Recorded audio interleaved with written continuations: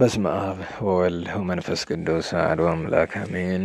ቸርነቱ ምሕረቱ ይበዛ የአባቶቻችን አምላክ ቸሩ አምላካችን እግዚአብሔር ቅዱስ ስሙ የተመሰገነ ይሁንና ከቅዱስ ዮሐንስ ራእይ ምዕራፍ 3 ቁጥር 1 እስከ 6 ድረስ ያለውን በእግዚአብሔር ቸርነት እናነባለን። የቅዱስ ዮሐንስ ራእይ ምዕራፍ 3 ቁጥር 1 ለሰርዴስም ቤተክርስቲያን አለቃ እንዲህ ብለህ ጻፍለት። ሰባቱ የእግዚአብሔር መናፍስትና ሰባቱ ከዋክብት ያሉት እንዲህ ይላል። ስራህን አውቃለሁ፣ ሕያው እንደመሆንህ ስማለህ፣ ሞተህማል። እንግዲህ ተግተህ ሊሞቱ የደረሱትን አጽናናቸው። በአምላኬ ፊት ስራህን ፍጹም ሆኖ አላገኘሁትምና እንዴት እንደተቀበልህና እንደሰማህ አስብ፣ ጠብቀውም፣ ንስሐም ግባ። ባትተጋ ግን እንደ ሌባ ድንገት እመጣብሃለሁ። በማናቸውም ሰዓት እንደምመጣብህ ከቶ አታውቅም። ነገር ግን ልብሳቸውን ያላረከሱ በሰርዴስ ጥቂት ሰዎች ከአንተ ጋር አሉ። የተገባቸውም ስለሆኑ ነጭ ልብስ ለብሰው ከኔ ጋር ይሄዳሉ። ድል ለነሳውም እንዲህ ያለ ነጭ ልብስ ይገባዋል። ስሙም ከሕይወት መጽሐፍ አይደመሰስም። በአባቴና በመላእክቱም ፊት ለስሙ መሰክርለታለሁ። መንፈስ ቅዱስ ለአብያተ ክርስቲያናት የሚለውን ጆሮ ያለው ይስማ። ስለ ቅዱስ ቃሉ ቸሩ እግዚአብሔር አምላካችን ቅዱስ ስሙ የተመሰገነ ይሁን። ከንጹሐን አባቶች ከቅዱሳት እናቶቻችን ከእመቤታችን ከዕፀ መስቀሉ ከቤተ ክርስቲያኑ ጸጋ በረከት ለሁላችን የሚያሳትፈን። ካቋረጥንበት እንቀጥላለን። ዛሬ ያሉትን በዓላት ከማየታችን በፊት እነዚህን ኃይለ ቃላት ጥቂት መረዳት ስለሚያስፈልግ ጥቂት ነገሮች እናነሳለን። የዮሐንስ ራእይ ብዙ ጊዜ በቤተክርስቲያናችን ለትርጉም ከባድ የሆነ መጽሐፍ ነው። አባቶቻችን እግዚአብሔር ያቀበላቸውን ያክል ለትርጓሜ ሙከራ አድርገውበታል። ሌሎች መጻሕፍት በሙሉ ትርጓሜ ተሰርቶላቸዋል። ዮሐንስ ራእይ ግን አሁንም ድረስ ለትርጓሜ ሙከራ ተደርጎበታል ነው እንጂ ሙሉ ትርጉሙን ማወቅ አይቻልም። ለምን? አብዛኛው ቁልፉ ባለቤቱ ሲመጣ የሚፈታው ስለሚሆን ማለት ነው። ነገር ግን በመጀመሪያዎቹ ክፍሎች ገና ዮሐንስ ራእይ ምዕራፍ 1 ቁጥር 1 ጀምሮ ያሉትን ኃይለ ቃላት ስንመለከታቸው በተለይ ለሰባቱ አብያተ ክርስቲያናት የተላከው ዮሐንስ ወንጌላዊ በራእይ አይቶ ከእግዚአብሔር ዘንድ ከጌታችን ተቀብሎ የተናገራቸው ኃይለ ቃላት አሉ። እነዚህም አብያተ ክርስቲያናት የኤፌሶን፣ የሰርሜኔስ፣ የጴርጋሞን፣ የቲያጥሮን፣ የሰርዴስ፣ የፊላደልፊያ፣ የሎዶቅያ እያለ ይቀጥላል። እነዚህ አብያተ ክርስቲያናት በቅዱስ ዮሐንስ ስብከት ያመኑ በእርሱ እጅ የተሾሙ ናቸው። ወንጌላዊ ወልደ ነጎድጓድ ቅዱስ ዮሐንስ በእስር በነበረበት ጊዜ እግዚአብሔር በረቂቅ ስልጣን ከነበረበት ከፍጥሞ ስፍራ ወደ ሰማያት ወስዶ በሰው ጆሮ ከመቤታችን በቀር ሌላ ሰው እስካሁን ድረስ የማያውቀውን ምስጢር አሳይቶታልና ይህንን ካየ በኋላ ተመልሶ ለሰባቱ አብያተ ክርስቲያናት ምስጋናና ተግሳጽ ይልክላቸዋል። ምስጋና ለሚገባቸው ምስጋና፣ ለምሳሌ ለሰርሚኔሱ ቤተክርስቲያን ለሁለተኛው ቤተክርስቲያን አለቃ ሲጽፍለት በምስጋና ነው። ምክንያቱም የዚህ ቤተክርስቲያን አለቃ የነበረው ሌላ ምንም አይነት ችግር የተገኘበት ስላልነበረ ምንም አይነት ተግሳጽ አልተጻፈለትም። ለምሳሌ ለሱ ምስጋና ነው። እንግዲህ አሁን ለሰርሜኔስ ሲጽፍለት እንዲህ ይላል፣ ፊተኛውና መጨረሻው ሞቶም የተነሳው እንዲህ ይላል፣ መከራህንና መቸገርህን አውቃለሁ ይላል። ሰማዕትነቱን እንግዲህ አባቶቻችን ቅዱስ ፖሊካርፐስ ነው ይላሉ፣ ወይም ቅዱስ ቢላካሪዮስ በእኛ ሀገር አጠራር፣ ወይም በነጮቹ አብዛኛው ሰው በለመደው ቅዱስ ፖሊካርፐስ ነው። መከራህንና መቸገርህን አውቃለሁ፣ ነገር ግን አንተ ባለጠጋ ነህ ይላል። ድሃ ነህ፣ መቸገርህን አውቃለሁ፣ ግን ባለጠጋ ነህ። የሰይጣን ማህበር ናቸው እንጂ ሳይሆኑ አይሁድ ነን የሚሉትን ስድባቸውን አውቃለሁ። ትቀበለው ዘንድ ስላለ መከራ ምንም አትፍራ። እነሆ እንድትፈተኑ ሰይጣን ከእናንተ አንዳንዶችን ወደ እስር ቤት እንዲገቡ ያደርጋል። 10 ቀንም መከራ ትቀበላላችሁ፣ እስከ ሞት ድረስም የታመንኩን የሕይወት አክሊንም እሰጥሃለሁ ብሎታል። ይህን ቃል ሰምቶ ቅዱስ ፖሊካርፐስ በሳት ተቃጥሎ ነው የሞተው። እና ለሌሎቹን ግን ስንመለከተው ለአብዛኞቹ ተግሳጽ አለው። በጣም ተግሳጽ ከበዛባቸው መካከል አንደኛው የሰርዴሱ ቤተክርስቲያን ነው። ሰባቱ ቤተክርስቲያናት ምንላቸው ዛሬ ተርኪ ወይም ቱርክ ምንላት ሀገር ውስጥ ነው ያሉት። በአብዛኛው እዛው ቱርክ ውስጥ ያሉ ናቸው። ጥንት አብዛኛው የግሪክ ግዛት ነበረ። እዛ አካባቢ ታናሽ እስያ ይባላል። እዛ ውስጥ ለሚገኙት ነው። ከነዚህ መካከል አንደኛው የሰርዴሱ ቤተክርስቲያን አለቃ ነው። ወይም እንደዛኛው መጽሐፍ ቅዱስ አባባል መልአክ ይለዋል። ዞሮ ዞሮ መልአክ ማለት አለቃ ማለት ነው። ቀጥታ እንደወረደ ተርጉሞት ነው። ሰባቱ የእግዚአብሔር መናፍስትና ሰባቱ ከዋክብት ያሉት እንዲህ ይላል። ስራህን አውቃለሁ። አሁን እቺን ኃይለ ቃል ነው መያዝ። ስራህን አውቃለሁ። አሁን ብዙዎቻችን አበው ሁሉ ጊዜ ተዘክሮተ እግዚአብሔርን ከሊና አታጥፋ። ልክ በቀደም ስንነጋገር ለቤተ እግዚአብሔር ለአገልግሎት ለህይወት ዘወትር እንደንግዳ ሆን ማለት እሱ ነው። አንድ ሰው ቤተክርስቲያን መጀመሪያ በሄደበት ቀን በቀደም እንደተነጋገር ነው እግዚአብሔር ያየኛል ብሎ ይፈራል። ሲውል ሲያደርግ ግን ይረሳዋል፣ ይተዋል። እግዚአብሔር ስራህን አውቃለሁ ካለ ስራህን አውቃለሁ ማለት በጎም ሊሆን ይችላል፣ መጥፎም ሊሆን ይችላል። ስራህን አውቃለሁ ይለዋል። እያንዳንዳችን ስራችን ያውቃል። እንግዲህ ልቡና ያመላለሰውን ኩላሊት ያጤሰውን እርሱ ባለቤቱ ያውቃል። ዛሬ በጣም በሁሉ ነገር ካጣናቸው ነገሮች መካከል እግዚአብሔርን ትቶ ሰውን መፍራት። ሰው እግዚአብሔርን ሳያከብር ሰውን ማክበር አይችልም። ብዙ ሰው ሰውን እንደሚያከብር መስሎ ሲታይ ያሳዝናል። በእውነቱ እኔ ያዝናለሁ። ሰውን ከእግዚአብሔር የተነሳ ነው የምናከብረው። ከሰው የተነሳ እግዚአብሔርን ያከበርን ለመምሰል አንሞክር። አባቶቻችን እንደሚነግሩን አስመሳይነት ነው ይሄ። ሰውን ማክበር ይገባል። እግዚአብሔርን የማያከብር ግን ሰውን አያከብርም። ለምን ቢባል ጥቅም ኑሮት ነው እንዳከበር መስሎ የሚታየው። እግዚአብሔርን የሚያከብር ሰው ሰውን ሲያከብር እንዴት ነው? ሁሉንም ነው የሚያከብር። በገንዘብ በጉልበት በስልጣን አይለይም። ሀብታሙን እንደሚያከብረው ድሃውንም ያከብረዋል። ጉልበተኛውን እንደሚያከብረው ደካማውንም ያከብረዋል። ባለስልጣኑን እንደሚያከብረው ተራውንም ሰው ያከብረዋል። ጌታም እንደተናገረ የሰው ፊት አይተን ከሆነ አክብሮታችን ሰው ማክበር አለም። አንድ ሰው። ሁለተኛ ነገር እግዚአብሔር እየተበደለ ቤተክርስቲያን ሕጓ እየተጣሰ በቤተክርስቲያን ላይ በሀገር ላይ ሁሉ መከራ እየመጣ ሰውን ወድጄ አክብሬ ነው እኮ ብሎ መዘበት የተገባ ነገር አለና እግዚአብሔር እያንዳንዳችን ስራችንን ያውቃል። ስራህን አውቃለሁ። አተረጓጎሙ ብዙ ነው፣ ግን ቀጥሎ የሚናገረው ነገር እንዲህ ይላል። አማርኛው ብዙ የቀና አይደለም። እንደ ርዕስ ያሰብኩት አተረጓጎም ሕያው እንደመሆንህ ስም አለህ ሞተህማል ያለው አነጋገር በግዕዙ ስምከ ሕያው ወምውት አንተ። ይሄን የቀን ነው። ስምህ ሕያው ነው፣ አንተ ግን ሞተሃል ነው። ወይም ስምከ ሕያው ወግብርከ ምውት እንደሚለው አይነት አነጋገር ነው። ለምሳሌ ጌታችን ስናመሰግነው በማክሰኞ ሊጦን ቅዱስ ባስልዮስ ስምከ ሕያው ዘኢይመውት፣ ስምህ የማይሞት ለዘላለም ሕያው ነው ይላል ጌታችንን ሲያመሰግነው።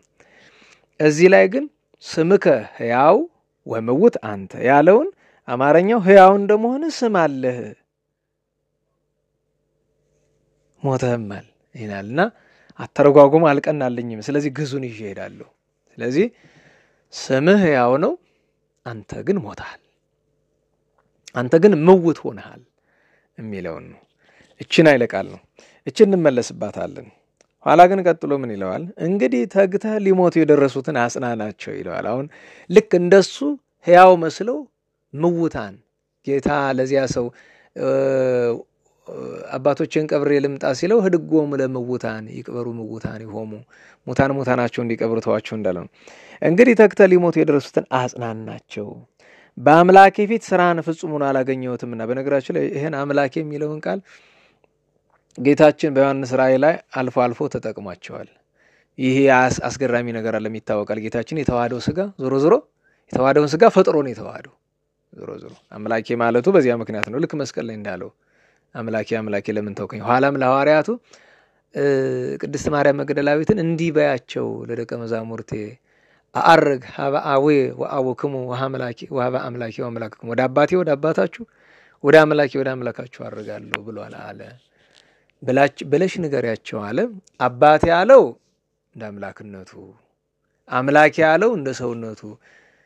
ስለምን ሁለቱን ለይቶ ተናገረ ብሎ ለይቶስ መናገር አይደለም፣ ፍጡር የነበረ ስጋን እንደተዋሃደ ለማጠየቅ እንጂ በጌታችን ይህን ቃል መናገር ኑሮበት አይደለም። ግን ምስጢር እንዳይሳት እንዲህ ያለ ቃል ይገባል እና ስራህን ፍጹም ሆኖ አላገኘሁትም ይላል። ብዙ ጊዜ ፍጹምነትን በጣም ሩቅ አድርገን የምናይ ሰዎች ነው ያለ ነው። አንድ ክርስቲያን ፍጹም መሆን ግዴታ ነው። ብዙ ጊዜ ፍጹማን የሚለውን ቃል ፍጹም የሚለው በሁለት ነው የሚተረጎም። ፍጹም ልብ ማገልገል አንድ ነው። ይሄ ለማንኛውም ክርስቲያን የተሰጠ ነው። በሁሉ ነገር የተቀደሰ ኑሮ መምራት እሱ ደግሞ ከሌላ ማዕረግ ቦታ ሲደርስ የሚደርስበት ነው። እነዚህ አባቶቻችን ከከዊነ ሰዓት ማዕረግ የደረሱት ፍጹማን ምላቸው እሱ ሌላ አነጋገር ነው። ግን ምን ይለዋል? ስራህን ፍጹሙን አላገኘሁትም ማለት የሚወደድ አልሆነም በእኔ ፊት። እኔ የምፈልገው አይነት አይደለም። ቀደም ሲል እሳቸው ጋር እየተነጋገርን ነበረ። በዚህ ዘመን ብንነገር መስማት የማንፈልገው ብዙ ሰው 10 ዓመት 20 ዓመት ቀድሻለሁ፣ ቆርቤያለሁ፣ ዘምሬያለሁ፣ ሰንበት ትምህርት ቤት አገልግያለሁ ብሎ ያስባል። ያ ግን ሲመዘን ሚዛን ላይ ጠብታ ነገር የለውም። ለምን ቢባል አገልግሎቱ ለእግዚአብሔር አይደለም። ከማዝነባቸው ነገሮች መካከል ሰዎች ወደ አገልግሎት በማህበራት በሰንበት ትምህርት ቤት ይሄዱና የአገልግሎት ክፍል ይሰጣቸዋል። ሰውን ክርስቲያን ሳታደርጉ አገልጋይ አታደርጉት። እኔ ይህንን መልእክት የሚሰማ ማንኛውም ሰው እንዲያው ባካችሁ ክርስቲያን ሳትሆኑ አታገልግሉ። አታገልግሉ ሲባል ግን ያኛውን መድረክ መውጣቱን ማለት ነው እንጂ በህይወታችን ጾምም አገልግሎት ነው፣ ጸሎትም አገልግሎት ነው፣ ስግደትም አገልግሎት ነው፣ ቁጭ ብሎ መማርም አገልግሎት ነው። አንድ ሰው ግን መድረክ ወጥቶ እሰብካለሁ፣ እዘምራለሁ፣ ስነ ጽሑፍ አነባለሁ፣ ከበሮ መታለሁ ሲል ህይወቱ ይበላሻል። በሁለት ምክንያት። አንደኛ እሱ በትክክል ክርስቲያን ሳይሆን ማንን ክርስቲያን ለማድረግ ነው እያሰበ ያለው?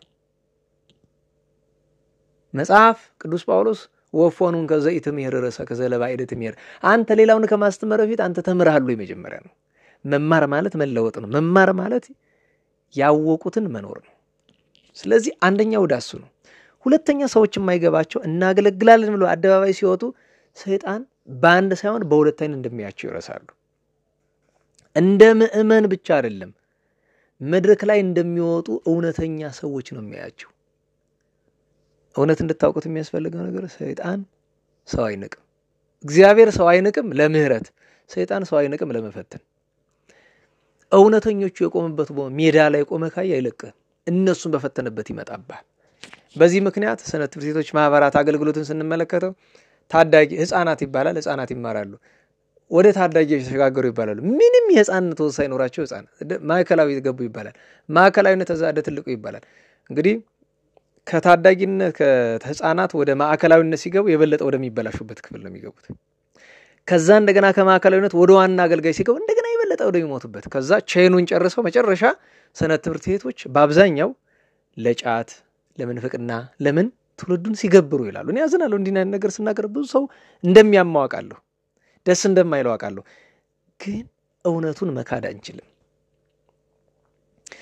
እስኪ በሺህ አይደለም በሚሊዮን የሚቆጠር የነበረው ከ1940ዎቹ 50ዎቹ 60ዎቹ ጀምሮ የነበረ ሰንበት ትምህርት ቤት ነው ያለው። እኛ የምናውቃቸው 1980ዎቹ የነበሩ ሰንበት ትምህርት ቤት ነው ያሉት። ዛሬ ቤተክርስቲያኗን እብድ አድርጓቸው ካላፈረስናት የሚሉ ሰዎች ከየት ነው የወጡት?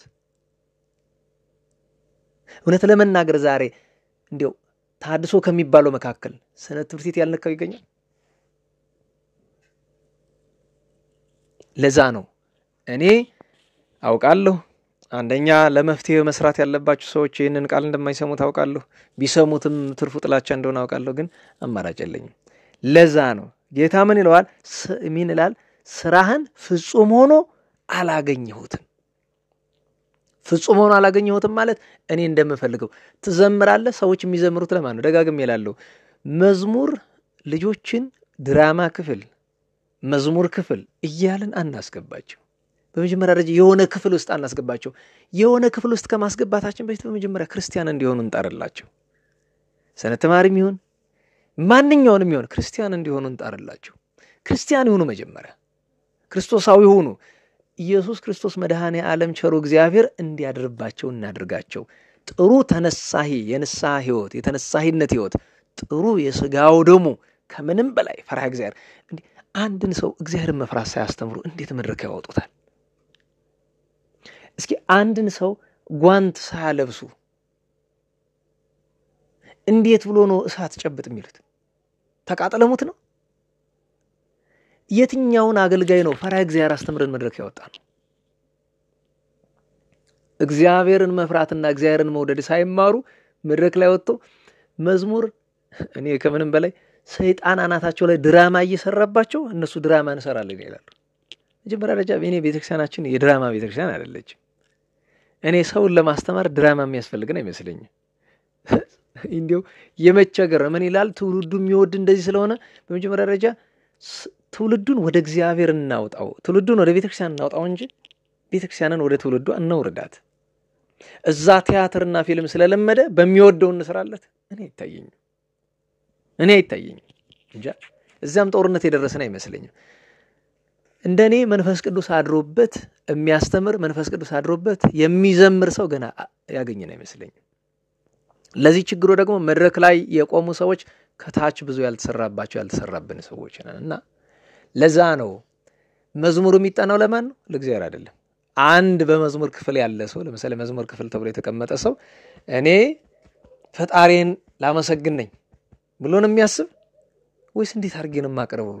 ስላሰላለፍ ሲጨነቅ፣ ስለ ጉሮሮ አወጣጥ ሲጨነቅ፣ ስለ ልብስ ሲጨነቅ የድፍረታችን ጫፍ መሐል ሀገር አዲስ አበባ ስትመጡ ካህኑ የሚለብሰውን አክሊል እንኳን ለክህነት ማዕረግ አውደ ምህረቱ ላይ ለመቆም እንኳን መጠን የሌለው ሰው የካህናትን አክሊል አድርጎ ይዘምራሉ አይደል?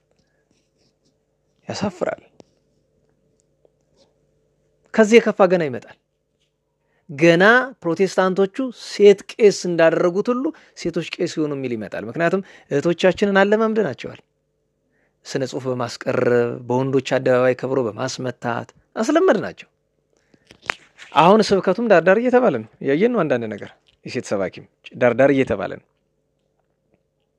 ነገሮችን በጊዜ ካልገታናቸው አስቸጋሪ ነው እና ለዛ ነው በእውነቱ በግል ህይወታችንም ቢሆን በአገልግሎትም ቢሆን ስራህን ፍጹም ሆኖ አላገኘሁትም ብሎ እግዚአብሔር እንደዚህ ይነቅፈናል።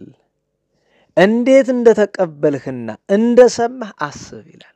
አሁን ልብ በሉ እንዴት እንደተቀበልነውና እንደሰማነው ብናስብ ጥሩ ነበር። ጌታ መድኃኔ ዓለም ለሐዋርያቱ ለሐዋርያውያን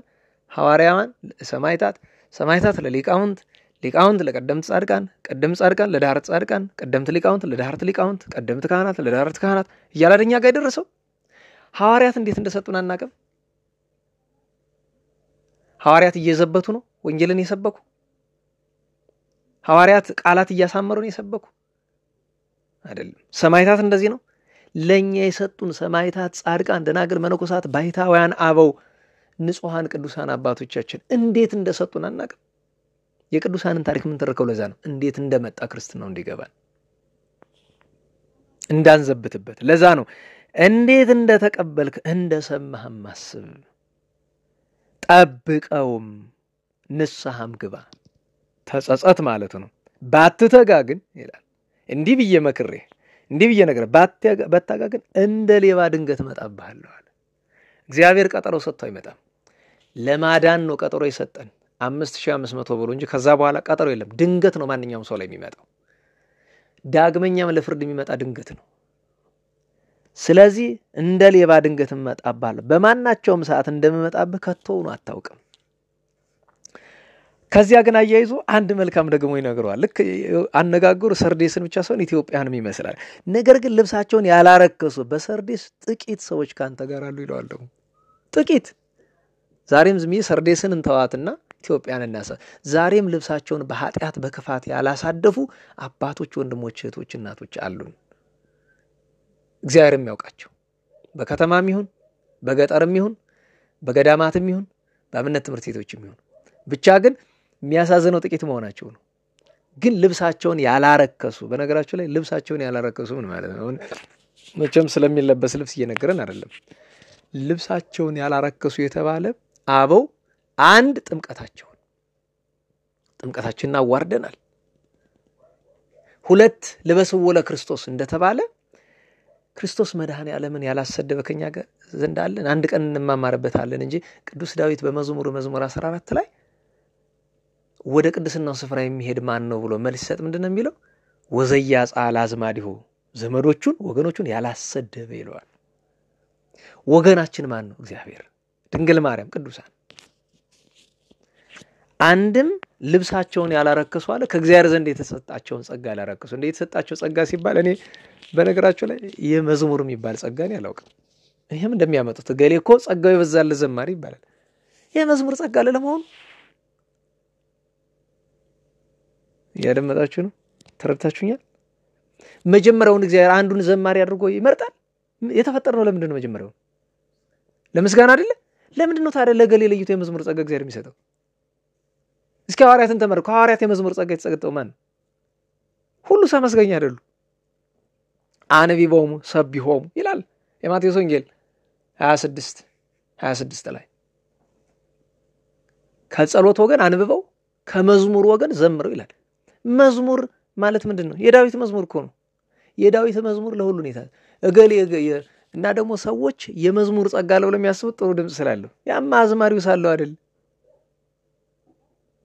እገሌ የስብከት ጸጋ ለው አረ ማሩና ግድ የላችሁ። ሰው መጥፊያውን ጸጋ ይሉታል።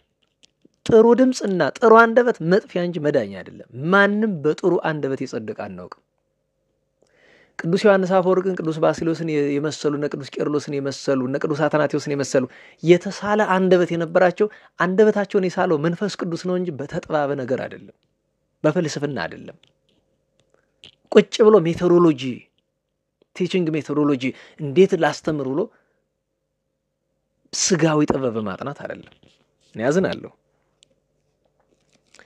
ስለዚህ ነው ልብሳቸውን ያላረከሱ በሰርዴስ ጥቂት ሰዎች ካንተ ጋር አሉ፣ የተገባቸው ስለሆኑ ነጭ ልብስ ለብሰው ከኔ ጋር ይሄዳሉ አለ። ይሄ ጥሩ አነጋገር ነው። ነጭ ልብስ የሚለውንም እኮ ዮሐንስ በራእዩ በኋላ ምዕራፍ 7 ላይ ያመጣዋል። ነጭ ልብስ ማለት ከመለኮታዊ ክብር ተሳትፈው መላእክትን መስለው ወይም መንግስተ ሰማያት የሚገባቸው ነው ከኔ ጋር ይሄዳሉ አሉ። በሞት ተጠራቸዋለሁ ማለት ነው እኮ አንድ ነገር። ይሄ ያስደስታል እኮ ያስደስታል። ሆኖት ክርስቶስ መድኃኔ ዓለም ነጭ ልብስ አልብሶ የሚጠራቸው ሰዎች የታደሉ ናቸው። ማናችንስ ቢሆን እቺን ጣይም ብናገኝ ክርስቶስ መድኃኔ ዓለም ቢወስድ በጣም ጥሩ ነው።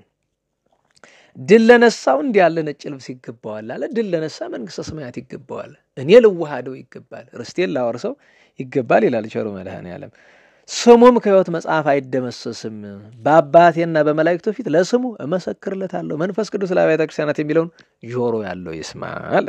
አሁን ወደ ርዕሳችን ተመልሰን ጥቂት ኃይለ ቃላትን እንወርውርና እንግዲህ እንደ ፈቃዱ እንጨርሳለን። የቅዱሳንን ታሪክ ተርከን ማለት ነው። ስምከ ሕያው ወምውት አንተ፣ ስምህ ሕያው ነው አንተ ግን ሞተሃል ይላል። አሁን እናስበው። ወደ ላይ ወጥቼ አልናገርም ይቅርብኝ። ስምህ ሕያው ምን ማለት ነው? ሕያው ስሞችን እንዘርዝራቸው። ሕያው ስሞችን በሶስት እንክፈላቸው። የጋራ፣ የሥራ፣ የግል ብለን ማለት ነው። የጋራ ስማችን ምንድነው? ዝቅ ሲል ሰው ታውቃላችሁ። ሰው ማጣት ምን እንደሆነ ከዚህ ዘመን በላይ ምስክር የለም። እንደ ሀገርም እንደ ቤተክርስቲያን ሰው ማጣት ምን እንደሆነ አይተነዋል። ሰው ማጣት፣ ሰው ክርስቲያን አይደለም፣ ሰው ህሊና ያለው ሰው፣ የህሊና ዳኝ ሰው ማለት ምንድነው? እግዚአብሔር ህሊናውን ዳኛ ያደረገለት ሰው ማለት ነው። ሰው ለሌሎች ጥቅም ሲል ላይጎዳ ይችላል። አባቶቻችን መላካዊ፣ ሰባዊ፣ እንስሳዊ፣ አውሬያዊ፣ ሰይጣናዊ ብለው የሰውን ጠባይ ከፍሉት የለም። ምክንያቱም አንደኛው ስማችን ሰውነት ነው፣ ሁለተኛው መላካዊነት ነው። ያ ማለት ክርስትና ማለት ነው። ክርስትና ማለት ተጎድቶ መከራ ተቀብሎ ሌሎችን ማትረፍ ነው። ሰውነት ደግሞ መከራም ባይቀበሉ ባይጎዱም እንኳን የራስን ጥቅም እንኳን ባያስነኩ ሌላውን አለመጉዳት ነው። ሌላውን አለመጉዳት ነው። ሌላውን እንዳይጎዳ መጠንቀቅ ነው። ሰውነት ነው እሱ። እንስሳነት የታወቀ የተገለጠ ነው። ሆዴ ሙላ ደረቴ ይቅላ ብሎ ለሌላው ግዴለሽ መሆን ነው። አውሬነት ለራስ ጥቅም ሌላውን መብላት ነው፣ ሌላውን ማጥፋት ነው። ሰይጣናዊነት ምንም ላይጠቀሙ ሌላውን ማጥፋት ነው። አሁን ሰይጣናዊነት ደረጃ ላይ ያሉ መናፍቃኑ ናቸው። ታድሶ መናፍቅና ምንለው ሰይጣናዊ ናቸው። እነሱ ምንም ላይጠቀሙ ሌላውን በማጥፋት ያምናሉ። እውነት ለመናገር ግደልና ጽድቅ የሚል እምነት ያላቸው እነሱ አውሬነት ነው ያሉት። ለምን ጽድቃል ብለው ያስባሉ? እምነታቸው ግደልና ጽድቅ ስለሚላቸው። ስለዚህ ከአንደኛው ከወል ስማችን ከሰውነትም ወርደናል። ለዛ ነው ወምውት አንተ ስምህ ሕያው ነው ማለት ሰው መባልን ይዘሃል። ሰው መባል ሕያውነት ነው። ሁለተኛው የወል ስማችን መልአካዊ ስማችን ክርስቲያን የሚለው ልክ ባለፈው እሑድ ላይ ነበረው ክርስቲያን ነኝ ብላችሁ የምታስቡ ሲባል ሁሉ ሰው ነው ያወጣው አይደል? ያ ነው ችግሩ። ስሙ ሕያው ነው ወይም ደግሞ ክርስቲያን ነኝ ብሎ የሚያስብ ይሄ ፈረንጆቹ ዲሲቭድ ሆኗል ይሉ የለ አንድ ሰው ጭንቅላቱን ራሱን አሳምኖታል ያልሆነውን ነገር። አንድ ሰው እኔ 1 ቢሊዮን ብር አለኝ ብሎ ራሱን ማሳመን አይችልም። ምክንያቱም እንደሌለ ባይኑ ማየት ይችላል። ክርስቲያን አይደለሁም ብሎ ግን እንዳያስብ ሰይጣን ጭንቅላቱ ላይ አድሮ ክርስቲያን ነኝ ብሎ እንዲያስብ አድርጎታል። እንግዲህ ይሄ ወል ስማችን ነው። ሁለተኛው የሥራ ስም ነው። የሥራ ስም አለን አይደል? ለምሳሌ ጳጳስ የሚል ስም አለ አይደል?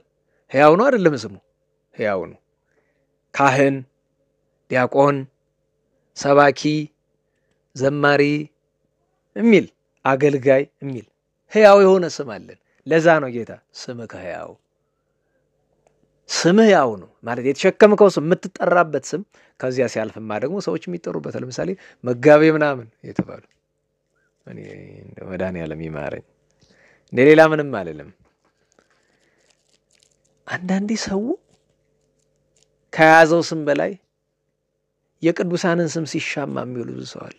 የቅዱሳንን ስም አምጣልኝ ይገለ የሚገርመው ነገር ስንት ቅዱሳን ያልተጠሩበትም ዛሬ ስንጠራበት ነው ላለን። ስለዚህ ስም ሕያው ነው አለ። ለአገልግሎት ብለህ ያዝከው ስም ሕያው ነው። ወምውት አንተ ግን ሞተሃል የለም ለስምህ አትመጥንም ማለት ነው። ይሄ ይባላል የሥራ ስም ይባላል። ለሥራ የተሰጠንን ስም መኩሪያ ብቻ። እኔ ይቅርታ አድርጉልኝ ቅድም ሳልፍ ከቤተክርስቲያን ስወጣ አንድ ካህን ሲያልፋዩኝ እንዴት ሰውነቴ እንደተሰቀቀ ላረማመዱ ቅጥ የለው። እኔ መድኃኒዓለም እኔ መትቸት ማን እንደሆነ ስለማታውቁ እንግዲህ ስሙንም አላውቀውም እኔ ማን እንደሆነ እዛቻን እናንተ ደብረ ነው ያየሁት። አረማመዱ ቅጥ የለው እንደ ዱሩ መቼስ ሰው ሲራመድ ስርዓት አለው። አረማመድ ስርዓት አለን አይደል? ስልክ ሲያወራ ቅጥ የለው። ሰዎች ሲመጡ ሰላም የሚልበት መንገድ ቅጥ የለው። እኔ ዝም ብዬ አይቼ አንተ እንደው ካህን መሆኑን ያወቅኩ ከኋላ ሲያሰለም አይቼ የስነው እንዴ ብዬ እኮ ተገርሜ ነው። እኔ ገብቼ ለመፍረድ አይደለም ግን እንደዚህ ሆነን እንዴት ነው? ከዛ በኋላ ደግሞ ምን ለብሶ መጣ? ይሄ ጅንሱ ምናምን ትሆን አድርጎ በላዩ ላይ ደግሞ ካባ በደረቁ ኩታ ይለሉት ብሎ በደረቁ ካባ ትከሻው ላይ አንጠልጥሎበት ከዛ ደግሞ ወደዚህና ወደዚህ ደርቦት አቤት ቸሩ መድኃኒዓለም አቤት መድኃኒዓለም እንዳልፈርድ ከሱ የከፋ የተደበቀ ኃጢአት አለ። ለፈርድ አይደለም ግን አዘንኩኝ። እንደዚህ ሆነን እስከ መቼ ድረስ ነው የምንቀጥለው? እኔስ ቢሆን ለስሙ አሁን አንዳንዴ አዝናለሁኝ። አሁን ዲያቆን ሲባል ትዝ የሚለኝ ዲያቆን ሲባል ሁለት ነገር ነው። ዲያቆን በመባሌ እንዳፈር የሚያደርገኝ አንደኛ ቅዱስ እስጢፋኖስ ትዝ ይለኛል። ዲያቆን ተብሎ ተጠርቶ ከሱ የበለጠ በዲቁና ማዕረግ የነበረ ሰው አልነበረም። ሁለተኛ ቅዱስ አትናቴዎስ በቅዳሴው እንደዚህ ገና ሌሎችም ሊቃውንት እንደነ ቅዱስ ዮሐንስ ወልደ ነጎድጓድ ያሉትን በቅዳሴያቸው ኦ ዲያቆናት ንጹሃን እለተመስሉ አስራ በወርቅ ንጹህ ወጽሩይ ለዲያቆናት የተሰጠ የምስጋና ቃል ቅዱስ አትናቴዎስም ያመሰግናል።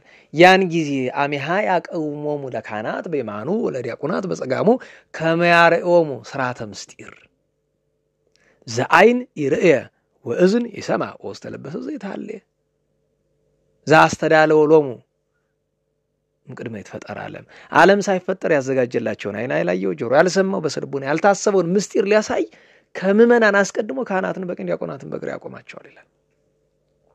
ለዛ ነው ሕያው ስም የሥራ ሕያው ስም ተሸክመን ስራችን ግን የሞተ ሆነ። ሶስተኛው ሕያው ስማችን የግል ስማችን ነው። ሁላችሁ እዚህ ያላችሁ እስኪ ስማችሁን አስቡት። አንድ ሰው ስም ሲወጣለት ያ ስም ይወጣለት ለምንድን ነው? ያን ቅዱስ ተከታትሎ እንዲመስለው አይደለ? አንድ ሰው ሚካያስ የሚባል ለምንድን ነው? አንዲት ሴት ማርታ የምትባል ለምንድን ነው? ሰሎሜ የምትባል ለምንድን ነው? የቅዱሳንን ስም ያዝናለን። አንዳንድ የቅዱሳን ስም የማይመስል አለ። ለምሳሌ ያቅጣጫ የሚመስል ለምሳሌ ምስራቅ ሲባል የቅዱሳን ስም ላይ መስል ይችላል። የእመቤታችን ስም ነው ምስራቅ ማለት። ምስራቅ ፀሐይ ማለት ነው። ተቆርጦ ነው። የፀሐይ ጽድቅ ኢየሱስ ክርስቶስ ነው። የእናንተን ስም አልጠራም። ያው ስብከቱ እየተቀረጸ ስለሆነ ስማችሁን መጥራት ስለማያስፈልግ ነው። ለስማችሁ የሚመጥን ሰብዕና አለን ወይ? አለን ወይ? እውነት ለመናገር ሁለታችሁም የያዛችሁ የአምላክ እናት ስም ነው። አልጠራም። ስሙን ታውቁታላችሁ። ሁለታችሁም የአምላክ እናትን ስም ነው የያዛችሁት። አንቺኛው እህቴ ደግሞ ታውቂዋለሽ፣ የታላቂቱን የቤተ ክርስቲያን እናት የመስቀል ወዳጅ። ይሄንን ስል ላሰቅቃችሁ ፈልጌ አይደለም፣ ግን በእግዚአብሔር ፊት ማፈር ይመጣል። በእግዚአብሔር ፊት ከምናፈር አባቶቻችን ይሉ እግዚአብሔር ከሚቀጣው ልጅን አንተ ቅጣው። እግዚአብሔር ሲቀጣው በገሃነመ እሳት ነው የሚቀጣው፣ ለዘላለም ነው የሚቀጣው። አንተ ቅጣው። የመምህራን ጨንገር መታጠፍ አልነበረበትም። መምህራን ጨንገር የያዘ መምህር ጠፍቷል። ቀድሞ ወላጆቻችን ገርፎ አይደል ያሳደጉን? ዛሬ ልጅ ይገረፋል? የለም። ዛሬ ሀገር ለምን ተበላሸ? ቅጣት ቆመ። ስለዚህ ልጆቻችንን ባለመቅጣት፣ ተማሪዎቻችን ባለመቅጣት፣ ምዕመናንን ባለመቅጣት ለእግዚአብሔር ቅጣት አሳልፈን ሰጠን። ያው እግዚአብሔር እያጨደ አይደል ያለ? በሰሜን ጦርነት እየተባለ በወለጋ ሰው እየታጨደ አይደል ያለ? ለምን? እኛ አንቀጣም ብለን መምህራን አንቀጣም ብለው ወላጅ አልቀጣም ብለው ለእግዚአብሔር ቅጣት አሳልፈን፣ ያውም የእግዚአብሔር ቅጣት ግን አልጀመረም። እና ስለዚህ ነገር እንዴው ለተጠራንበት ስም እንኳን ብናዘን ምን አለ? አንዳንዴ እኮ እንዴ አበበ ከበደ የሚባሉ ሰዎች ይሻሉ ይሆን? እንደዛ መባሉ ይሻል ይሆን? ምክንያቱም ስም ይወጣልን ቅድም እንዳልኩት አንደኛ ስሙን ተከትለን እንድንመስል፣ አንድ ሁለተኛ በስምህ የጠራ የሚለውን ቃል ኪዳን ለመሳተፍ፣ በስምህ የጠራ የሚለው፣ ሶስተኛ ለጠሪውም ለሰማዩም በረከት እንዲሆን። ምክንያቱም ጠሪውም የተቀደሰ ቃል እየጠራ ነው፣ የስሙ ባለቤትም የተቀደሰ ቃል እየሰማ ነው። ይሄንንም ግን እቺ እንኳን እንዳትቀረን ጸላይ ሰናያት መጥቶ አበላሽቶብን በስሙ የሚጠራ ሰው አለ። ስለዚህ መሐል ሀገር ተገማምቷል። ስም ማቆላመጥ እንደ ፍቅር የሚያይ፣ ስምን መቁረጥ፣ ስምን ማበላሸትን እንደ ፍቅር የሚያይ። እንዴ በጣም ሰውን ብንወደው ብናቆላምጠው ስሙ ላይ ብንጨምርበት ምን አለ? እንትናዬ እንደሚባለው ክፋት የሌለው ማቆላመጥ እኮ እሱ ይሻላል። እንደዛ ይሻላል እኮ ክፋት የሌለው። እኔ አሁን ለምሳሌ ተስቶ ትዝራ የሚል ሰው አልሰማም። እዝሩ ሆም ብሎ ሰይጣናዊ መንገድ እኮ ነው የሚመስለኝ። እኔ ይቅርታ አድርጉልኝ፣ እኔ ያዘናለሁኝ ማለት አንዳንዴ በጣም ጽንፍ ተወጣለ ይሉኛል። መጽሐፍ ይዛችሁ ተከራከሩኝ። ይህንን የሚፈቅድ መጽሐፍ አምጡልኝ። ስም አበላሽ የሚል መጽሐፍ አምጡልኝ። እዝራ ብሎ መጥራት ምን ሆኖ ኖሩ? እኔ ሪ ስለሆነ ምንድነው የሚጨመርለት? ሩ ስለሆነ ምንድነው የሚጨመር? እዝሪ ስለተባለ ምንድነው የሚጨመርለት? እሱ እኮ ነው የሚያሳዝነው። ሰው ስም መቆረጫ መንገድ ቢያጣ ስሙ ተበላሽቶ በልጅነቱ የሆነ ሰምቻለሁ። እዚህም ህፃኑ ነው መጥራት ስላቃተው እሱ። አሁን አስቡት እስኪ ህፃናት በጭቃ ሲጫወቱና ያለን አይደለም? እኛ በጭቃው መጫወት ያምረናል። ህፃኑን ያበላሸውን ስም ለምንድን ነው እዛ ሰው መጠሪያ የምናደርገው? መሐል ሀገር ደግሞ የገረመኝ እሱ ነው። ስማችን ለምንድን ነው ይወጣ ታዲያ? ማን ፍቀው ማን ተው? በዚህ ምክንያት በዚህ ሰቀቀን ስም አውጣ ሲሉ ለልጆች የማይቆላመጥ ስም ነው የምፈልግ፣ ሁለት ሆሄ ያለው። ምክንያቱም ከሁለት ሆሄ ወደ አንድ ሆሄ ስለማይቆረጥ ብዙ ጊዜ እንደዛ አይነት ስም ፍለጋ ገብተናል። ምን ለማለት ነው? ለያዝነው ስም እንኳን ማንመጥነን ከዛ በላይ እንደገና ስሙ እንዲበላሽ መፍቀድ የለብንም። እና እሱን ማወቅ ለዛ ነው ጌታ ስምህ ሕያው ወመውት አንተ፣ ስምህ ሕያው ነው አንተ ግን ሞተሃል ብሎ ቃለ ተግሳጽ የተናገረ ነገር ግን ስምከ ሕያው ዘኢይመውት እንደተባለ እንደ ጌታ ስማቸውም ግብራቸውም ሕያው የሆነላቸው ቅዱሳን አሉና አንድ ሁለት ሶስቱን ጠቀስ አድርገን እንጨርሳለን የዛሬውን ማለት ነው። እንደ ቸርነቱ እንደ ፈቃዱ መጠን እንግዲህ መድኃኔዓለም ይማረንና እንግዲህ ከአባታችን ከአባ ኤስድሮስ እንጀምር። ዛሬ ያው በስንክሳር ስማቸው አላወሳውም። በአጠቃላይ በአመቱ ሙሉ መጽሐፈ ስንክሳር ላይ ስማቸው አልጻፈም። ስንክሳር ላይ ግን አንድ ቦታ ላይ አሉ። የአባ ዘካርያስ ትሩፈ ምግባር ታሪክ ሲተረክና ደግሞ ሁለተኛ ቦታ ላይ የአባ ሙሴ ጸሊም ላይ አብሮ በታሪክ ውስጥ ስማቸው ተወስቷል። አባ ኤስድሮስ ታላቁ ኤስድሮስ ታላቁ ኤስድሮስ የሚባሉ ብዙ ቅዱሳን አሉ። ከነዚህ መካከል ከሰማዕታቱ ሁለት ኤስድሮሶች በጣም ገነው ይታወቃሉ። አንደኛው የጻና ጓደኛ እና ታላቁ ኤስድሮስ የሚባለው 12 ዓመት የተሰቃየው ቅዱስ ጊዮርጊስ 7 ዓመት ነው የተሰቃየ 12 ዓመት የተሰቃየው ሰማዕት ቅዱስ ኤስድሮስ አለ። ከጻድቃን ደግሞ ሁለቱ በጣም ይጎላሉ። ታላቁ ኤስድሮስ ዘገዳመ ሲሃት እና ኤስድሮስ ዘደብረ ፈርማ የሚባሉ ዘሀገረ ፈርማ በጊዜው የምናነሳው ወደ 18000 ድርሰት የደረሰ ጻድቅና ሊቅ ነው። እሱ ይቆየን።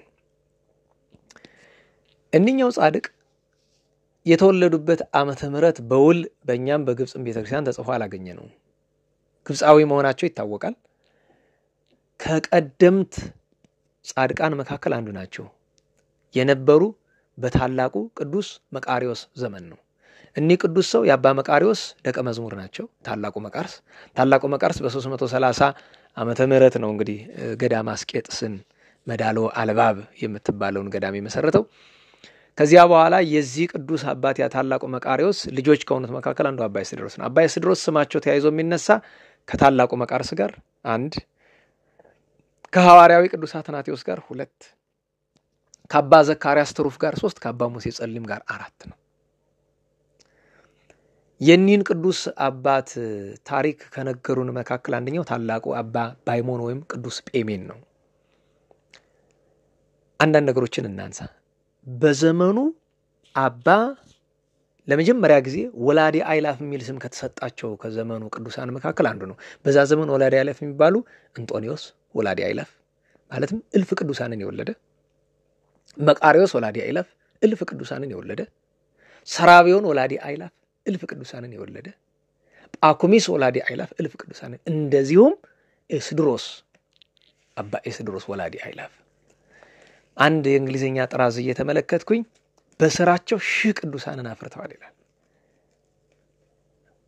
ከነዚህ መካከል አባ ሙሴ ጸሊም የመሰሉትን መጥራት ይቻላል። እና በዚህ ገድል ሲኖሩ አትናቴዎስ ሐዋርያዊ ጋር በጣም ወዳጅ ከመሆናቸው የተነሳ በሚሰደድበት ጊዜ ሁሉ በጸሎት ያግዙት ነበር። ከጎኑ ቆመውለት ነበር አርዮሳውያን ሲያሳዱትና አንድ በዚህ እናቃቸው። ሁለተኛ አባ ጲሜን እንዲህ ይላል። አባ ዘካርያስ የሚባሉ ጻድቅ በጣም ትሩፈ ምግባር የሆኑ አባት ሊያርፉ ሲሉ አባ ሙሴ ጸሊም እና አባ ኤስድሮስ በአባ ዘካርያስ ግራና ቀኝ ተቀምጠዋል። እና አባ ዘካርያስ ቀና ብሎ መስጥ ብሎ ሰማይ ነው ያል እና አባ ኤስድሮስ አባ ዘካርያስን ልጄ አቤት ምን እያየህ ነው አላቸው። ዘካርያስ መለሰ አባ ሊተሰየ ይሰኒ አርምሞ ረዝም ብል ይሻለኛል ብሎ አለ። ቀና ቢሉ አደነቁ። የሆነ ነገር አይተዋል አባ ኤስድሮስ። ከዛ አባ ሙሴ ጸሊም አየና እሱም ጸልዮ ቀና ቢል 7 ሰማያት ተከፍተው የብርሃን መሰላል ተዘርግቶ መላእክት ሊቀበሉት እየመጡ አባ ዘካርያስ። ያን ጊዜ አባ ኤስድሮስ እንግዲህ ልብ በሉ አሁን ሰሞኑን የሚያጨቃጭቅ ነገር አለ የተለመደ ያጥማቂ ምናምን ነገር እኔ አቤት የውዳሴ ከንቱ ነገር አይ አንተ ቾር መድኃኔዓለም የውዳሴ ከንቱ ማያጠቃው ሰው የለም በርግጥ ይታወቃል። ግን ደግሞ ነውርን በአደባባይ መሸጥ ደግሞ ይከብዳል አይደል? አሁን ለምሳሌ ማናቸውም ውዳሴ ከንቱ ደስ ይለናል ስንመሰግናል። መቼም ቢሆን ሲሰድቡን የምንጠላውን ያክል ሲያመሰግኑ ደስ ለምን እንዋሻለን? ያው ደስ ይለናል ስንመሰግን። ሰዎች ፌስቡክ ላይ ስለኛ ባድናቆት ሲጽፉ ደስ ይለናል። ምንም እኔ ስለሌላ ሰው አይደለም የምናገር ስለ ራሴ ነው። ግልጽ ነው። እንኳን እንደኔ አይነት ተራው ሰው ሌላው መፍጹምነት ደርሶ ውዳሴ ከንቱ ማምለጥ ከባድ ነው። ቅዱሳን ግን አባ ዘካርያስ ከጥቂት ሰከንዶች በኋላ ሊያርፉ የሚያዩትን ነገር መናገር አልፈለጉም። ይሄ ገረማቸው አባ ኤስድሮስ ብፁዕ አንተ ብሏል። ኋላ አባ ሙሴ ጸሊም አያይዘው ብፁዕ አንተ ዘካርያስ እስመ ተረወ ለከ አንቀጸ መንግሥተ ሰማያት የመንግሥተ ሰማያት በር የተከፈተልህ ብፁዕ ነህ ንዑድ ክቡር ናቸው ነው እስከ ስጋቸው ተለየ።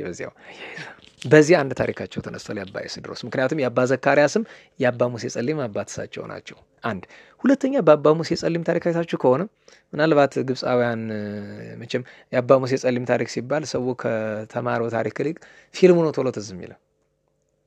አባ ሙሴ ጸሊም ከሽፍትነት ቆይቶ ወደ ገዳም ሲሄድ መጀመሪያ ያገኛቸው አባት ናቸው። አባ ኢሶዶር ወይም አባ ኤስድሮስ ማለት እሳቸው ናቸው። እንግዲህ ሙሴ ጸሊም ማለት ክብር ምስጋና ይድረሰውና ሽፍታ፣ ቀማኛ፣ ጣዖት አምላኪ፣ ዘማዊ፣ ገፋኢ በጣም በዛ ዘመን ኃጢአተኛ ቢዘረዘር አንደኛ የሚቀመጥ ሰው ነበር ይሄ ቅዱስ ሰው። ይሄን ቅዱስ ሰው መጀመሪያ ከአውሬነት ወደ ሰውነት፣ ከሰውነት ወደ ክርስትና፣ ከክርስትና ወደ መልአክነት የቀየሩት ማን ናቸው? አባ ኤስድሮስ ናቸው። ካስተማሩት ትምህርት ሁለቱን አግኝተነዋል፣ ተምረነዋል። አንደኛው አንድ ጊዜ ሽፍቶች ይመጣሉ ወደ ገዳሙ። ሌሎች መነኮሳት እና አባ ኤስድሮስ ጸሎት ላይ ናቸው። በተመስጦ ነው ምን እንደተደረገ አያውቁም። ሽፍቶች ሲመጡ አባ ሙሴ ጸሊም ብቻውን ሙልጭ አድርጎ ደብድቦ ጠፍሮ አስሯቸው ያሁን ሁሉ ሽፍታ ሰብስቦ ገርፎ አስሯቸው ቆይ። እንግዲህ መነኩሴ ነው እና አባ ሙሴ ጸሊም ምን አስቧል? መልካም እንዳደረገ አስቧል። አባ ኤስድሮስን ጠራቸውን። አባት ሆይ ይሄው እንደዚህ አድርጋቸዋለሁ ምን ይሻላል አላቸው። አስተምር ልቀቃቸው። ከዛ በኋላ ግን መከሩት። ምክራቸው ምንድነው? በጉልበት ቅድስና አይገኝም በትህትና ነው እንጂ ብለውታል። አልሰማቸውም። ስራው እኮ ጥሩ ነው። ቀኑን ሙሉ ሲሰግድ ሲጸልይ ይውልና ታውቃላችሁ የነፍስ አባቱ ናቸው አባ ኤስድሮስ የአባ ሙሴ ጸሊም። አባት ሆይ ይላቸዋል። አቤት ፈጣሪን በደልኩት እስቲ ንገረኝ ምንድነው? እንደዚህ እሺ በል እንደዚህ ስገድ እንደዚህ ጾም ይሉታል። ትንሽ ደቂቃ ቆይቶ ይመጣል። አባቴ አሁንም እኮ በደልኩ ይላቸዋል። እንዲህ ያደረገ አባ ሙሴ ጸሊም ከአባ ኤስድሮስ በቀን 11 ጊዜ ንስሐ ይገባ ነበር። ዛሬ በአመት በሁለት ዓመት ንስሐ ጭንቁናል። 11 ጊዜ በየቀኑ ይገባ ነበር። ይሄ ሁሉ ሲሆን አይሰለቹትም፣ ይሰሙታል፣ ይመክሩታል። እና ለመነኮሳቱ ሌሊት ውሃ ሲቀዳላቸው አድሮ አንድ ቀን መንገድ ላይ ወድቆ ተገኘ። አባ ኤስድሮስ አስገብተው አስታመው አዳኑት። ኋላ ልጅ አረ በመጠን አድርገው ባክ በጉልበት ብዛት አይደለም ቀስ አድርገው ያዘው ብለው አሉት። ኋላ አጋንንት ሌሊት እየመጡ ትንሽ ጋደም ካለ ድሮ አብሯቸው የተኛ የነበሩ ሴቶችን ማምጣት እነሱን እየመሰሉ እንደዛ አሰቃዩት። አባቴ ከበደኝ ክርስትናውን አልቻልኩም ብላላቸው። ሁለት ትምህርት አስተማሩት። መጀመሪያ ልጅ አሉት። አቤት ሳይነጋ ወደኔ አሉት። ሳይነጋ ወደ እሳቸው መጣ። ዓለም ምኑን ይታያል አሉት። ጨለማ አላቸው። ቁጭ ብለህ እስኪ ታገስ አሉት። እየቆየ ትንሽ ወገግ አለ። አሁንስ አለ ትንሽ ወገግ አላለችው። ትንሽ ቆይቶ በራ ወገግ። ኋላ መጨረሻ ላይ ፀሐይ ወጣ፣ በደንብ አበራች። ልጅ አሁን ምን ይታያል አሉት። አሁን ጥሩ ቀን ይታያል አሉ። ይሄ ጥሩ ቀን ድንገት ነው የመጣ ወይስ ቀስ ብሎ ነው አሉት። ቀስ ብሎ ነው አላቸው። ቅድስናም መልካም ሰብዕናም ቀስ ብሎ ነው የሚገኝ። በአንድ ጊዜ በጉልበት ከሆነ ትቢያ ወደ ቅድስና ለመድረስ ከባድ ነው። ቀስ ብለህ አሉት። ኋላ እንደገና በሌላው ቀን ወደ ተራራ ጫፍ ይዘውት ወጡ።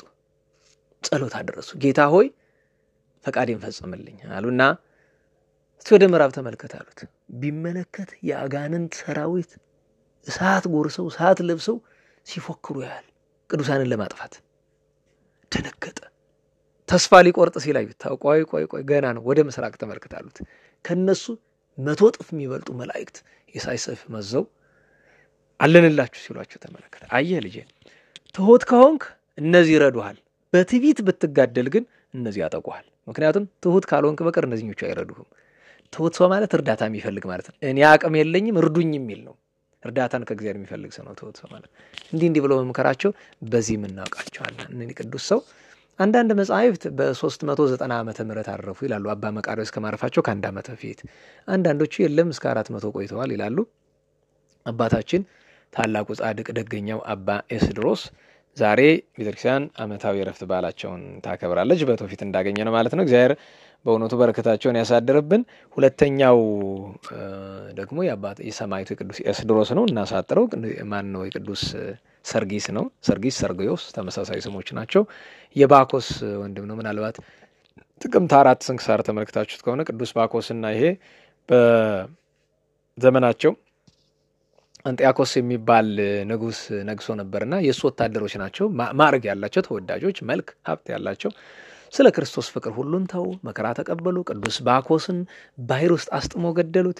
አንበሳና ተኩላ ሲጠብቁት አገኙት። ባባና ማማ የሚባሉ ሁለት ቅዱሳን ባይታውያን ገንዘው በክብር ቀበሩት።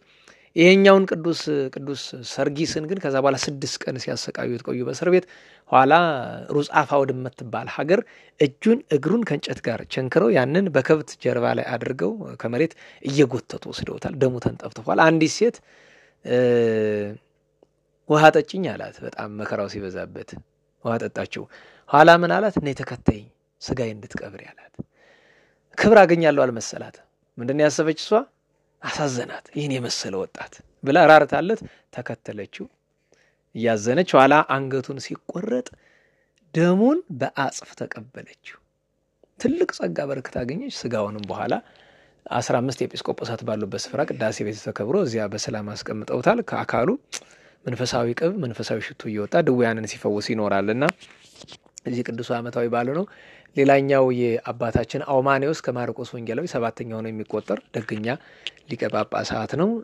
እንደዚሁም ቄሱ ዮሐንስ የሚለው መጽሐፈ ስንክሳር እግዚአብሔርን በምን ልምሰለው ብሎ እንግዲህ ቅዱሳን አቤት እኛ ለኃጢአት የምክንያታችን ብዛት፣ ለእንቅልፍ የምክንያታችን ብዛት እግዚአብሔር ማረኝ ለማለት እንዴ ለመስራት እንዴ መስራት ያቅት እንደ ቅዱሳን መሆን ያቅትሽ ሰው ኃጢአት ሰርቶ ማረኝ ለማለት እንዴት ያቅታል? እንዴት ለዚህ ምክንያት ይፈጥራል? ሰው ለምን እንደዚህ ሰራ ሲባል ነገሌስ እንደዚህ ሰሩ ይላል። ለራሱም ጭንቅላት ይለዋል እኮ ዋ እዚህ ያልከው በፍርድ ቀን ከገሌ ተሻላል አይልም። እና እንዴ በምን ልምሰለው ጌታዬ ነው ነገሩ። ይሄ ቀሲስ ዮሐንስ ኋላ ምን አሰበ? ብዙ ቅዱሳን በብዙ ነገር መስለውታል። የጌታን አክሊለ ሦክ ግን ለመምሰል ከባድ ሆነ። አባቶቻችን የድንጋይ ቆብ ያደርጋሉ፣ ከቆባቸው ውስጥ እሾህ ይሰፋሉ፣ ምን ይላሉ። እሱ ግን ሌላ ነገር ነው ያደረገ። በገዳሙ ስርዓት ባለበት ስፍራ እንግዲህ መነኩሴ ጸጉሩ ሲያድግ ግድ መላጨት አለበት አይደለም? ማንኛውም ክርስቲያን ቢሆን መላጨት አለበትና ሲላጭ በደረቁ ላጩኝ ነኝ። እንግዛር ላይ ባጭር የገላጣሰን በደረቅ ላጩኝ። በደረቅ ላጩኝ ማለት ጠጉሩ ከነቆዳው ነው የሚገፈፍ። ለምን? አባቶቻችን ይላሉ በጌታ አናት ላይ አይሁድ የጎነጎኑት እሾህ ከ900 ብቅ ከሺህ ዝቅ ይላል ይላሉ አባቶቻችን። ከ900 በላይ እሾህ አናት ውስጥ የከተቱበት መድኃኒዓለም ያለ ማሰብ ነውና ይሄም ቅዱስ ዛሬ ዓመታዊ በዓሉ ነው። እንግዲህ 4ቱን አውስተናል። የመጨረሻ 5ኛ አንድ ላክል ነው ይብቃ። ከኢትዮጵያውያን ጻድቃን መካከል ምናልባት አቡነ ገብረ ናዝራዊ ሲባል ትግራይ ደብረ ሐራይ ክዋ የምታውቁት ከሆነ ደብረ ቃውንት ወይም ደብረ ሐራይ ክዋ የምትባላለች እና ያችን ገዳሚ መሰረቱት አባታችን ገብረ ናዝራዊ ዛሬ ዓመታዊ በዓላቸው አይደለም። የአቡነ ገብረ ናዝራዊ አባታቸው የጻድቅ ልጅ ጻድቅ ትውልድ ጻድቃን የተባረኩ ያለው የዳዊት ቃል ይሄ ነው። አባትየው ጻድቅ ልጅየው ጻድቅ አባ ዮሐንስ ገዳማዊ ገድላቸውን በአቡነ ገብረ ናዝራዊ ታሪካቸውን ማግኘት ይቻላል። እሳቸው ዓመታዊ በዓላቸው ነው። እንግዲህ ደግ መጽሐፍ ይሆን እንደሆነ በጀመረበት ይጨርሳል። ያነሳናቸውን ነገሮች እንዳንረሳቸው። ዋናው ትልቁ ነገር ስማችን ሕያው ሆኖ ስራችን ሙቶብናልና መፍትሄው ምንድነው ይላሉ አባቶቻችን። ቅዱስ ዳዊት ኦሪዮን ባስገደለው ጊዜ ናታን መጥቶ በምሳሌ አድርጎ ነገረው። አላ መጨረሻ ላይ ኦ ንጉሥ ፈታይ ከበረስከ ንጉሥ ሆይ በራስ ፈረድክ ስማ አንተ ገባሪው ለዝንቱ እከይ ለዚህ ክፋት ለዚህ ኃጢአት ሰራተኛው እኮ አንተ ነህ ብሎ አለው። አለቀሰ። እንደምን ልሁን ከሰው ጋር ብጣላ ባልቸገረኝ እግዚአብሔር ጋር ተጣልቼ እሸሸግበት ጓዳ አመልጥበት ቀዳዳ አለኝን ብሎ ዳዊት ሲያለቅስ አይ የመጣው እኮ በሽታውን ብቻ ለነገር አይደለም መድኃኒቱንም ለነገር ነው ንስሐ ግባ ብሎታል። እኛስ ምን እናድርግ ቢባል ከመነሻው በመጀመሪያ ደረጃ ዛሬ የቸገረን ተሳስቻለሁ ብሎ ማመን። እኔ ችግር አለብኝ፣ ፈጣሪን በድያለሁ፣ አላበጀው የጋራም የወል ስምም የሥራ ስምም የግለሰብ ስም ይዤ አልመጠንሁለትም። ምን ይሻለኛል? ስሙን ልጣለው። ለምሳሌ እጅ አላችሁ አይደል? ቀኝ እጅ አልመጸወታችሁበትም። ያንን ስታውቁ አይ ካልመጸወትኩበትማ ቆርጬ ልጣለው ብሎ የሚያስብ ሰው አለ? የለም። እንደዚያም አንድ ሰው ስሜን መቀየር አለብኝ አይባልም።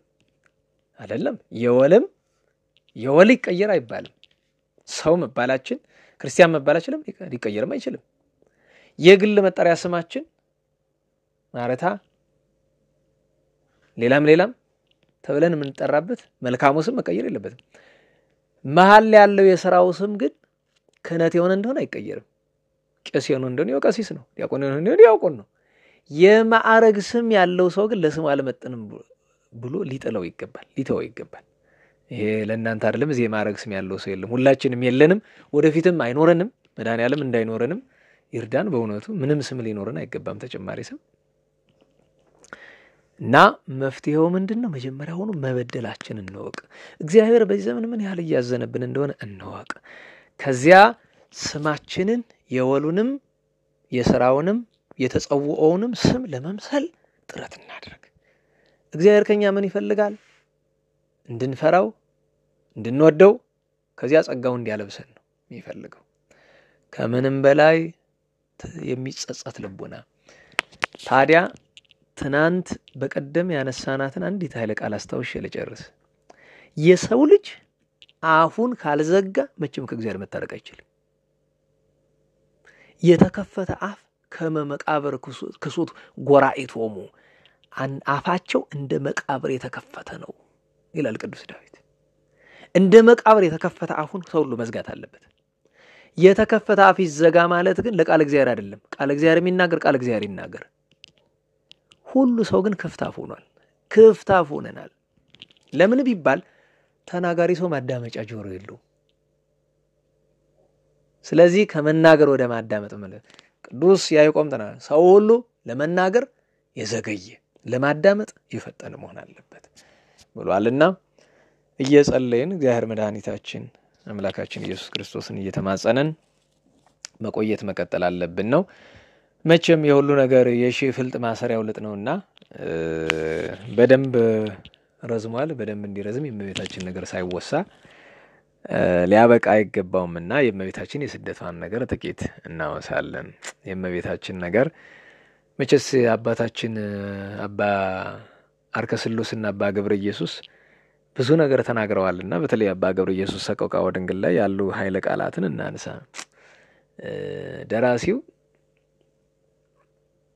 አማልኩክን አዋልደ ኢየሩሳሌም በኃይሉ ወበጽኑ ለገዳም መረከብከሃ ለማርያም በደብረ ቁስቋም ከመታይደ አሃ በካየ ገብራ ህርቱም ዘሐሎኩ ጽኡር በዓለም ህሙም አለ። እና የኢየሩሳሌም ሴቶች ልጆች ማን ነው እንደዚህ የሚላቸው ቢሉ የእስራኤል ደናግል። አንድም አዋልደ ኢየሩሳሌም በሙሉ የድንግል ማርያም ልጆች ኢየሩሳሌም በምስጢሩ እመቤታችን፣ አንድም የመንግስተ ሰማያት ልጆች ኢየሩሳሌም ብሎ ሀገሪቱን ይጠቅሳታል። ኢየሩሳሌም ብሎ እመቤታችን፣ ኢየሩሳሌም ብሎ ቤተክርስቲያን፣ ኢየሩሳሌም ብሎ መንግስተ ሰማያትን ይጠቅሳልና ስለዚህ የኢየሩሳሌም ልጆች ማለት በመንግስተ ሰማያት እንድትኖሩ ያደላችሁ ቅዱሳን፣ በቤተክርስቲያን የተተከላችሁ ቅዱሳን፣ የድንግል ማርያም ልጆች የሆናችሁ አንድም ደናግለ እስራኤል በኢየሩሳሌም በከተማይቱ የተገኛችሁ አማልኮክን በኃይሉ ወጽኑ ለገዳም እመረከብከሃ ለማርያም በደብረ ቁስቋም። እንዲያው ድንግል ማርያምን ደብረ ቁስቋም ላይ ያገኛችኋት እንደሆነ ከመታይደ አሃ በካየ ገብራ ህርቱም፣ የኔን የጎስቋላውን ለቅሶ ንገሩልኝ ባካችሁ ንገሯት። ዘሐሎኩ ጽኡር በዓለም ህሙም፣ በዚህ የታመመ ዓለም በጭንቅ በመከራ ምኖር ነኝና ንገሩልኝ።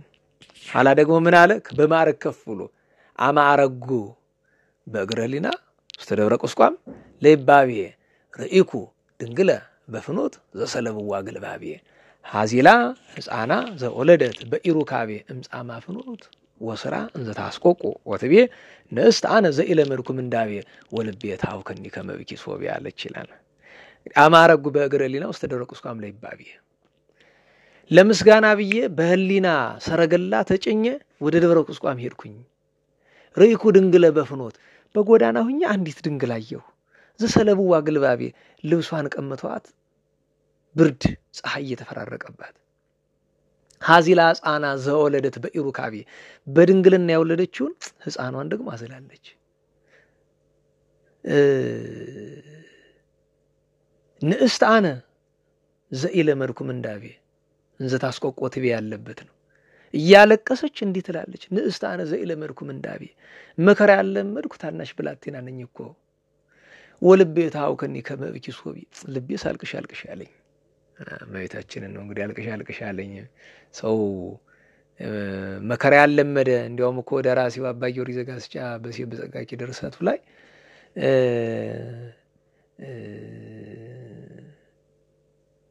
ኢለመድኩ መከራ እምቅድመ ማንቱ ማኤል ብሎ አንስቶታል። ቆይ ከኋላ ማንሻ ኃይለ ቃል አላት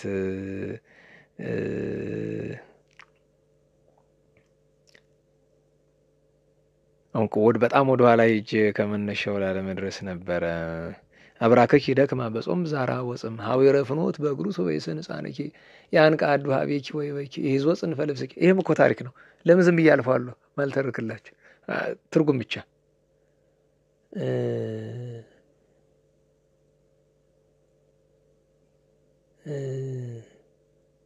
ወደ ኋላ እንደገና ሊመልሰኝ ነው። አሁን ቅድም ያነሳዋትን ማንሻ መልሱኝ እሷ ላይ ያልተመለስኩኝ ወደ ኋላ ማለት ወጽፍተ ልብሰ ወርቅ ብለን ከጀመረን አስቸጋሪ ነው። ሀዊረ ፍኖት አይደል ያል ሀዊረ ፍኖት በእግሩ ሶበይስን ጻነኪ በእግርህ ጥቂት ተራመድ ብላ ታወርደዋለች እመቤታችን። ጥቂት ይራመድና መራመድ ያቅተዋል።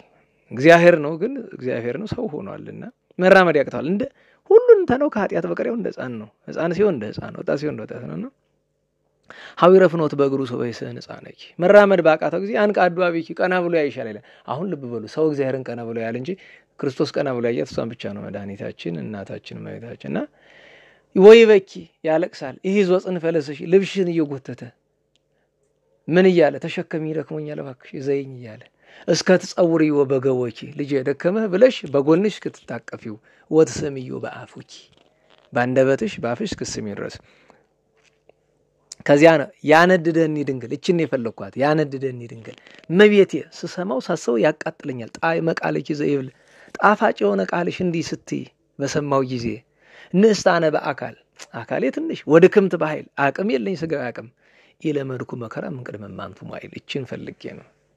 ከዚህ አስቀድሞ እኮ መከራ አልለመድኩም። መከራ የለመደ ሰው መከራ ይመጣበት ይችላል። ያልለመደ ግን ይቸገራልና ደራሲ እንደዚያ ብሎ ነው መጨረሻ ላይ ወልቤ ታውከኒ ከመእብኪ ሶቢ አለቅስ ዘንድ ልቤ አልቅሽ አልቅሽ ብሎ ታወከብኝ ብሎ ምዕረበ ዘባነኪ ያለው በኋላ የሚመጣ ነውና እመቤታችን ድንግል ማርያም ተርባ ተጠምታ ታርዛ ለኛ የዘላለም ሕይወትን ሰጣናለችና ዘራ ወርሃ ጽጌን መከራዋን የምናስብበት ነው። መከራዋን አስቦ ከመከራ ረሃቧን አስቦ ከነፍስ ከስጋ ረሃብ በቸርነቱ መድኃኔ ዓለም አምላካችን ይሰውረን፣ ከንጹሃን ሁሉ ጸጋ በረከት ያሳድርብን።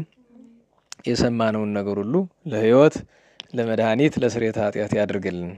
መቼስ ሰምቶ ኩነኔ ያለና መድኃኔ ዓለም ሰምቶ ከመኮነን